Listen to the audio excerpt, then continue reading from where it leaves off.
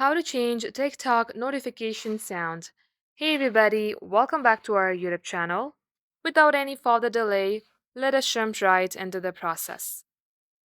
Start by opening up your settings application and at the top search bar, type in notification category. As you do so, you will see manage notification categories for each app. Tap onto it and make sure that you have toggled it on.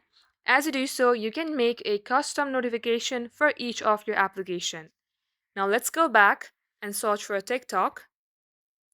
Tap onto TikTok, then tap onto notifications. Then tap on notification categories. Here select any category that you would like. For instance, I'm taking the example of notification of TikTok likes.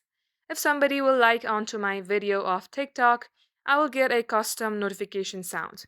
In order to add a sound, tap onto sound and select a random notification name. That way, you will be able to hear that notification sound if somebody likes your TikTok video. And that is how you can do it.